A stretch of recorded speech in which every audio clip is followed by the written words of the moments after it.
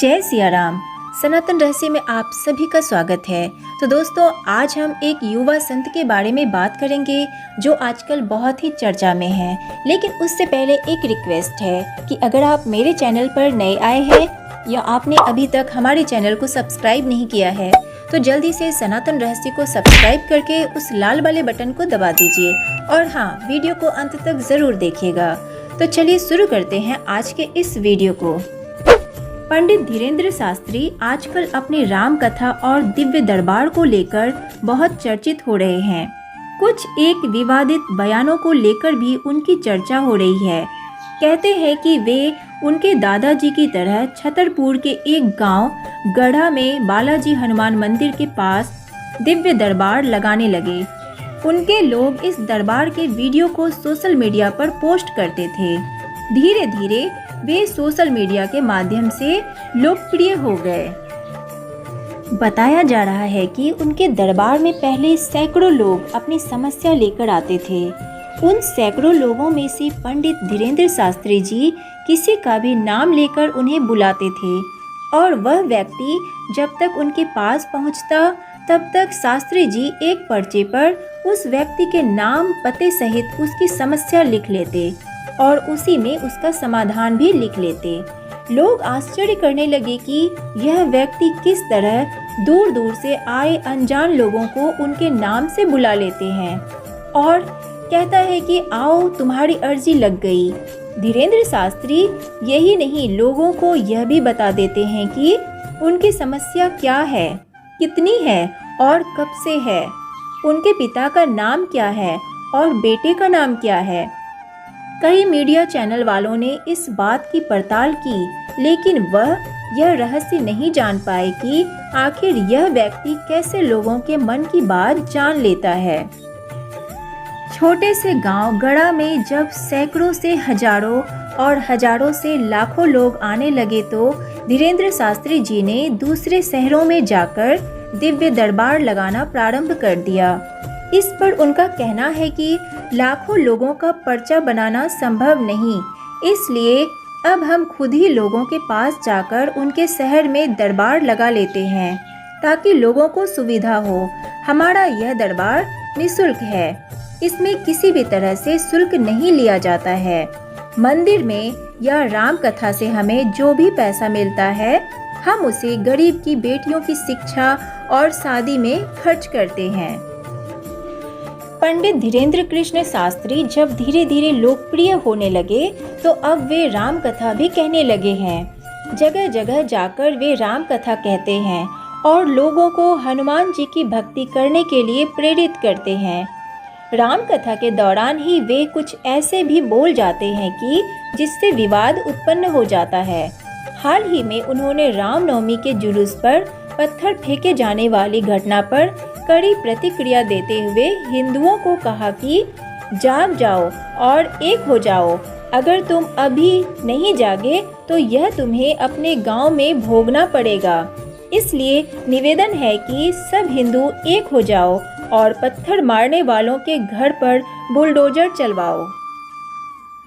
हाल ही में पंडित धीरेन्द्र कृष्ण शास्त्री जी ब्रिटेन गए हैं, जहां उन्होंने ब्रिटिश सांसदों और वहां के भारतीय समुदाय के बीच राम कथा का वाचन किया और प्रवचन दिया है।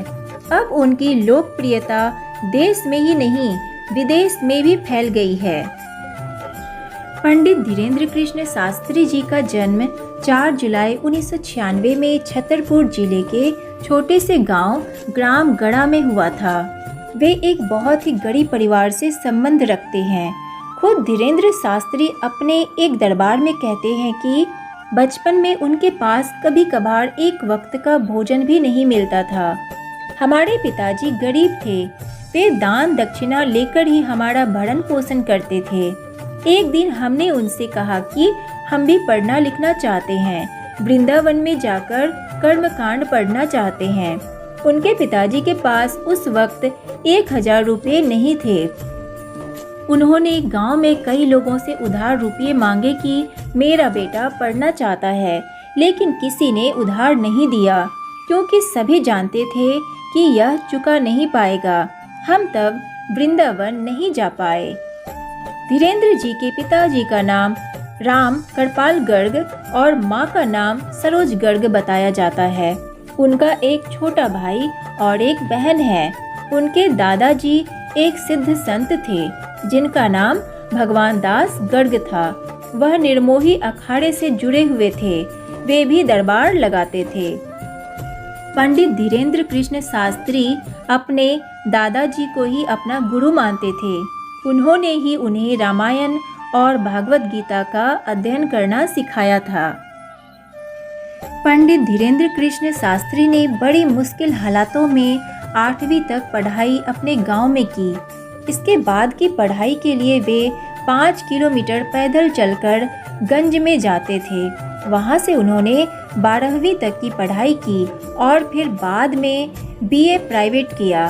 लेकिन बाद में हनुमान जी और उनके स्वर्गीय दादाजी की ऐसी कृपा हुई कि उन्हें दिव्य अनुभूति का एहसास होने लगा और वे भी लोगों के दुखों को दूर करने के लिए दादाजी की तरह दिव्य दरबार लगाने लगे।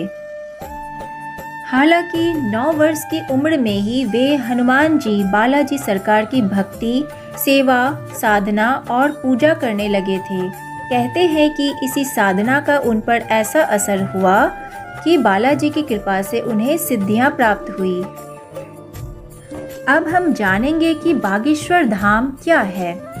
छतरपुर के पास गढ़ा में बागेश्वर धाम है, जहां पर बालाजी हनुमान जी का मंदिर है। हनुमान जी के मंदिर के सामने ही महादेव जी का मंदिर है। मंदिर के पास ही उनके दादाजी का समाधि स्थल है और उनके गुरु जी का समाधि स्थल है। यहाँ पर मंगलवार को अर्जी लगती है। अर्जी लगाने के लिए लोग लाल कपड़े में नारियल बांधकर अपनी मनोकामना बोलकर उस नारियल को यहाँ एक स्थान पर बांध देते हैं और मंदिर की राम नाम जाप करते हुए 21 परिक्रमा लगाते हैं। यहाँ पर लाखों की संख्या में नारियल बंधे हुए मिल जाएंगे। मंदिर के पास ही गुरु जी का दरबार लगता है, जहाँ पर लाखों की संख्या में लोग आते हैं। तो ये थी शास्त्री जी और बागेश्वर धाम की कहानी। तो आज के लिए बस इतना ही। मिलते हैं बहुत ही जल्द एक नई कहानी के साथ। धन्यवाद।